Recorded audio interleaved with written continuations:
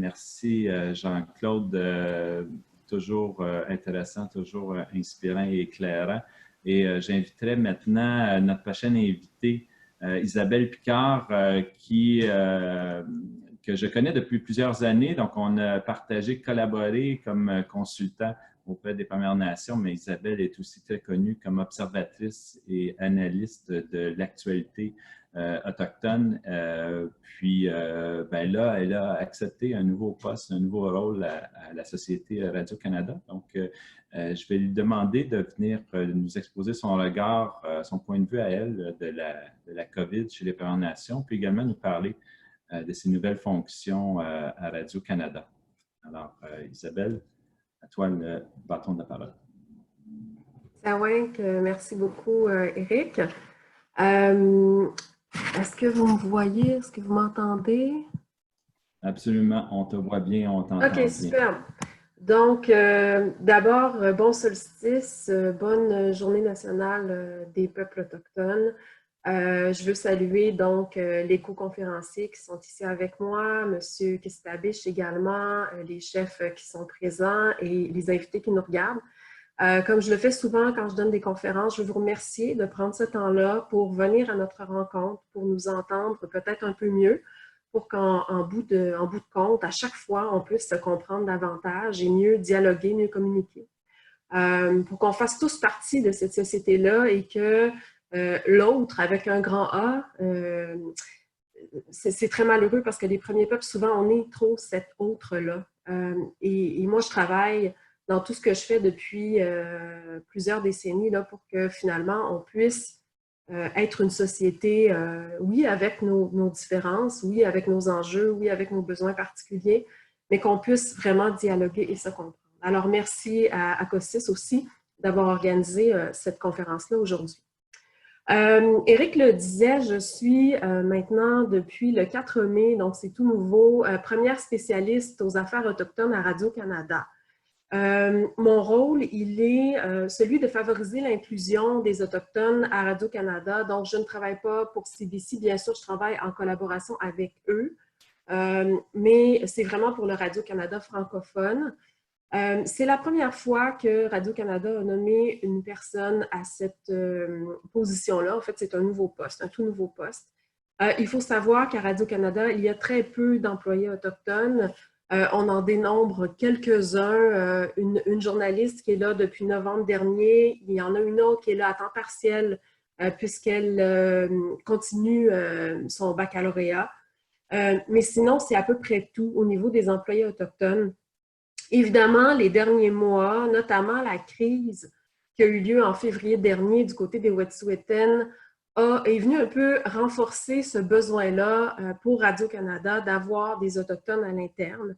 Donc, je suis la première là, nommée. On verra pour la suite. Il y a énormément de demandes depuis plusieurs années du côté de Radio-Canada. Moi, je faisais beaucoup de bénévolat.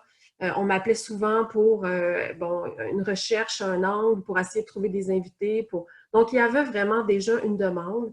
Et tout ça est venu finalement s'ajouter à la mission de Radio-Canada qui est d'incarner le Canada d'aujourd'hui. Donc, c'est quand même pas rien. Si on veut incarner le Canada d'aujourd'hui, on doit aussi y inclure toutes les perspectives de ce Canada-là, de tous les peuples qui habitent ce Canada-là et, entre autres, les premiers peuples. Madame Tate, la présidente, Catherine Tate, c'est une mission personnelle pour elle, pour avoir eu l'occasion de travailler avec elle, de discuter avec elle également. C'est vraiment quelque chose qui lui tient à cœur. On voit que donc dans le plan stratégique de Radio-Canada également, tout ça s'incarne. Donc, ça fait seulement 6 semaines que je suis là. Je suis arrivée un peu au beau milieu de la crise de la COVID-19. Par contre, avant, j'étais chroniqueuse. Donc, j'ai été chroniqueuse pendant 1 an à l'émission Espace autochtone en direct. J'ai également été chroniqueuse pendant 2 ans au service aux régions, c'est-à-dire que je faisais 2 fois par mois des entrevues dans toutes les régions du Canada. Donc, ça pouvait être en Abitibi, à Winnipeg, à Halifax, etc., dans tout le Canada francophone sur différents sujets. J'avais déjà eu le mot d'ordre au mois de mars, donc à la mi-mars, de faire toutes les chroniques sur la COVID et les Autochtones. Donc, c'était important pour Radio-Canada déjà d'avoir une perspective autochtone là, à cet égard-là. Bien sûr, Radio-Canada, je vais parler pour Radio-Canada parce que je travaille là, mais a quand même énormément diffusé sur ce qui se passait dans les communautés autochtones. J'ai vu plusieurs articles passer. Ça pouvait être, bon, autant au niveau de, quand il y avait de l'aide gouvernementale au niveau fédéral, que sur la réalité des communautés, même des plus petites, là, au niveau des... comment est-ce qu'ils s'organisaient, ces communautés-là? Comment ça fonctionnait? Quel était le renforcement aussi hein, de cette médecine traditionnelle qu'on a vu également dans certains articles? J'ai fait certaines entrevues également à ce niveau-là sur des émissions d'importance comme le 15-18, tout ça. Donc, ce retour pour certaines communautés à la médecine traditionnelle, pour d'autres, c'était un renforcement. La place des aînés également dans tout ce débat qu'a eu notre société, surtout la société québécoise sur la place des aînés. Il y a également eu plusieurs entrevues, plusieurs articles sur ça, sur la place des aînés que donnaient les Autochtones dans les communautés. Donc, autant les obstacles que les côtés, disons, plus forts de nos communautés, je pense qu'il y a eu quand même un bon équilibre. Ce qui est très intéressant aussi, c'est que Radio-Canada a été un des seuls, avec APTN bien sûr, qui parlait du nombre de cas spécifiques aux Premières Nations sur communauté. Donc ça aussi, c'était un endroit particulier où on pouvait aller chercher cette information-là.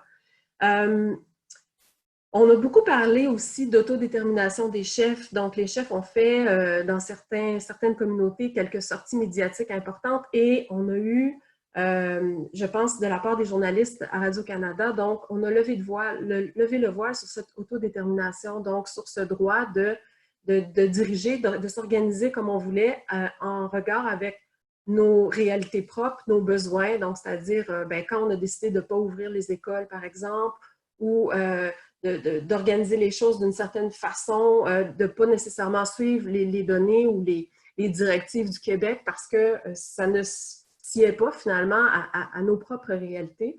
Donc ça aussi, on a donné ce droit-là, on a levé le voile. Et ça, je trouve que c'est quand même un pas en avant qui est nommément très important.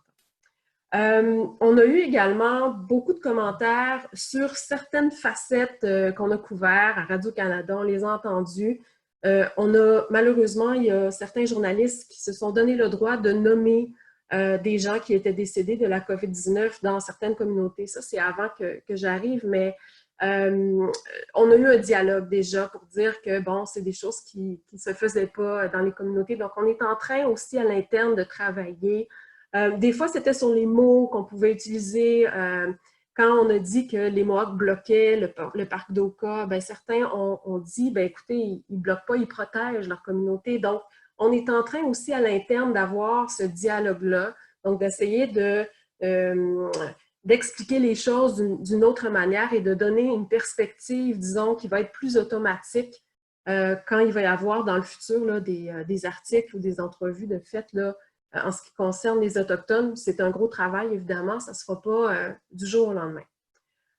Cette crise-là, je pense qu'elle a permis d'ouvrir les yeux sur des réalités qui étaient propres et particulières aux Premières Nations, qui étaient encore méconnues. C'est-à-dire, on parle souvent de surpeuplement chez les Premières Nations, on donne des statistiques, mais là, on a pu voir à cause de la COVID-19, qu'est-ce que ça faisait, ce surpeuplement-là dans nos communautés? Qu'est-ce que ça pouvait faire? Qu'est-ce que ça pouvait engendrer? Donc, vraiment, on est allé dans le concret et s'il y a quelque chose d'intéressant qui peut en ressortir, c'est ça, notamment. On est allé autant dans les forces que dans les manques. Donc, il y a eu, j'en parlais tout à l'heure, je pense, un équilibre intéressant.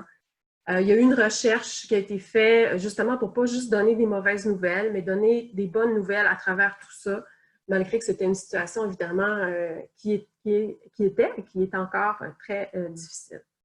Donc, cette crise-là a permis, je crois, s'il y a quelque chose de positif qui peut en ressortir, c'est de lever le voile un peu plus sur nos réalités, sur ce qui nous sépare un petit peu plus, un petit peu moins chaque jour, en fait, je l'espère, entre Canadiens, Québécois et Premières Nations, Premier Peuple.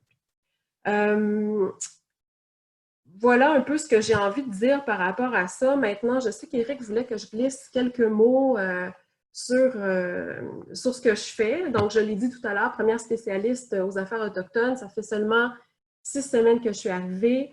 Maintenant, on a déjà établi, moi je travaille à travers, je ne gère pas Espace Autochtone, donc ça c'est une chose. Les gens pensaient que je dirigeais Espace Autochtone, pas du tout, je ne touche pas au côté journalistique. Je travaille à l'intérieur de l'équipe d'inclusion des communautés, donc c'est Luc Simard qui est mon patron. Et donc, on a déjà établi une stratégie pour essayer d'améliorer les choses, autant à l'externe qu'à l'interne chez Radio-Canada. Notamment, ça va passer par de la formation de tout le personnel qui est attitré au contenu, donc autant les journalistes que les recherchistes, les chefs de pupitre, etc. Ça va passer également par de l'embauche. Je vous le disais tout à l'heure, il y a 2 personnes et demie en termes de temps qui sont autochtones qui travaillent à Radio-Canada. Il y en a peut-être plus au niveau de la technique, mais à ce que j'en sais, c'est seulement ça. Donc, évidemment, si on veut inclure les Autochtones, bien, il faut qu'il y ait des Autochtones à l'intérieur de Radio-Canada. Donc, ça va aussi passer par de l'embauche.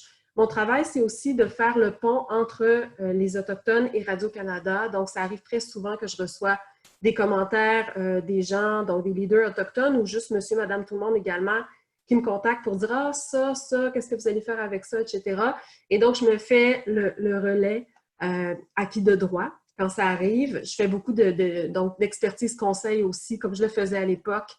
Donc, pour de la recherche, support aux journalistes, ça peut être, bon, ils veulent acheter une télésérie dans laquelle il y a des Autochtones, ils veulent s'assurer que le contenu soit bon. Donc, il y a vraiment un souci à tous les niveaux à Radio-Canada de changer les choses. Maintenant, c'est un gros bateau. C'est sûr que ça ne se fera pas du jour au lendemain. Mais déjà en 6 semaines, il y a des choses qui ont changé et je pense que ça va continuer là, pour la suite des choses. Donc, je suis assez encouragée pour le reste. Voilà, c'est tout.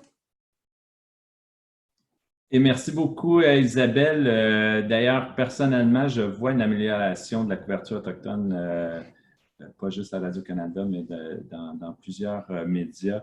Donc, je tiens à le souligner. Le